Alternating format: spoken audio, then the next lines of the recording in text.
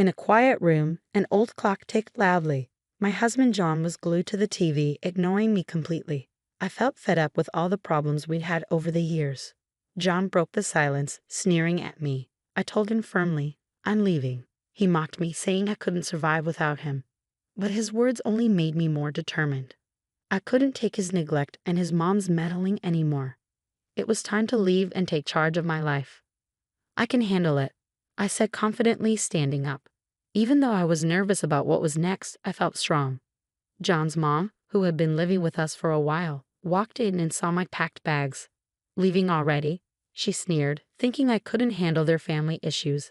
I ignored her and grabbed my bags, heading for the door. John just sat there, saying, "You'll be back. You can't do this alone."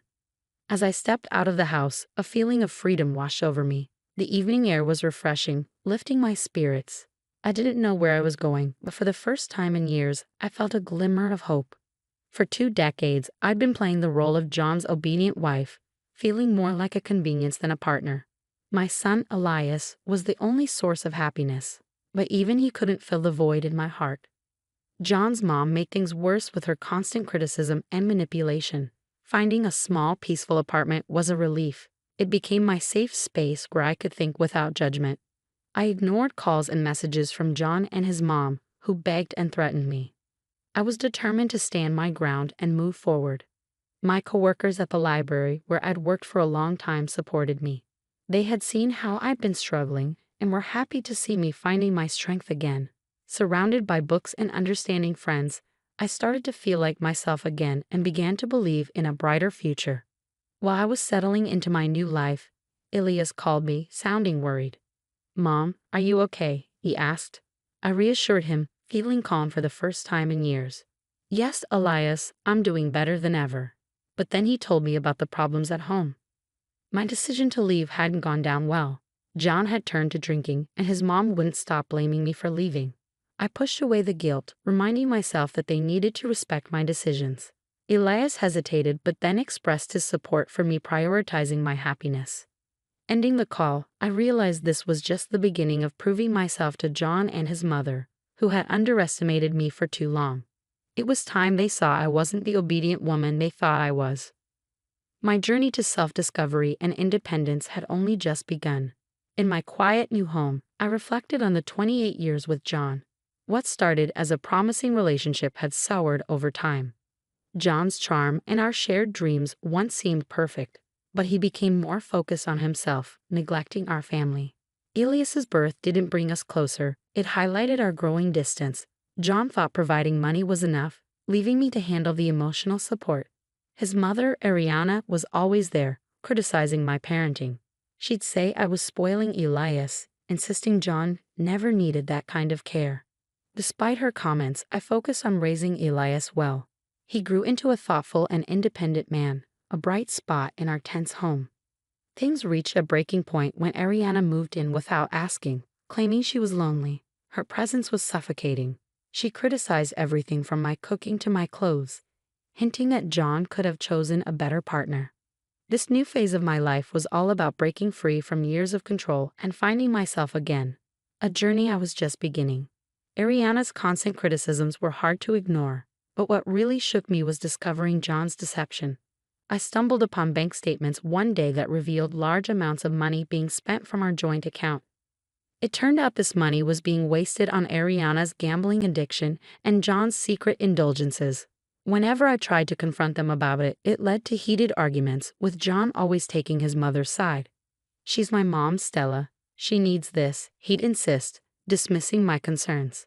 The final straw came when I overheard them plotting to take full control of our finances, pushing me aside and leaving me powerless in my own home. That's when I realized I couldn't keep living under their control. The day I decided to leave, I promised myself I'd make them understand the pain they caused. My plan was simple but powerful, to challenge their egos and their control. I started by legally separating our finances, which shocked John. "What are you doing?" he demanded on the phone. "I'm protecting myself, something I should have done a long time ago," I replied calmly but firmly. Ariana's reaction was even more dramatic. "You ungrateful brat. After everything we've done for you," she screamed when she found out. But I didn't let it faze me. The time of me being submissive was over. Now I was setting my own rules, beginning their reckoning. After I took control of my finances, things got chaotic.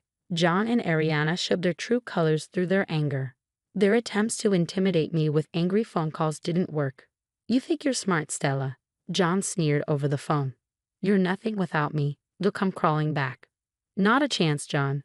I won't let you manipulate me anymore," I shot back, standing my ground. Ariana's threats were even harsher. "You'll regret this, Stella. You've ruined our family." "There was no family to ruin, Ariana. It was all fake," I countered. Despite their threats, I felt free. The fear that used to control me was gone, replaced by a determination for justice. It was time for them to face the consequences. I started by reaching out to old friends and telling them about the lies and manipulation John and Ariana had put me through. My honest revelation spread quickly, tarnishing their once spotless reputations. John, who always cared about his social standing, was embarrassed. "How could you do this to me?" he asked me, shocked. "You did it to yourself," I replied calmly. "I'm just telling the truth." Ariana faced the community's disapproval too. "You've made us outcasts," she accused, seeing it as a fight. But I wasn't afraid of her anymore. "No, Ariana, this isn't a fight. It's about being responsible for your actions," I told her. Seeing their social circles fall apart showed how powerful the truth can be. John's supporters distanced themselves, wary of his damaged reputation, while Ariana lost influence as her gambling problem and manipulative tactics were exposed. But I didn't stop at just exposing them socially. I knew their weak spot was their finances. With the help of a good lawyer, I fought for my fair share of our joint assets.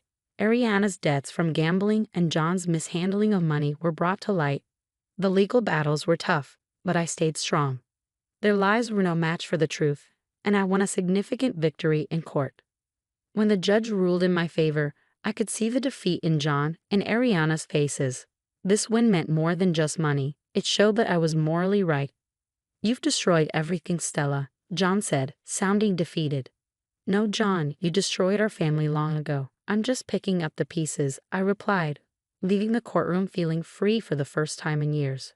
I was filled with hope for a future without the weight of my past.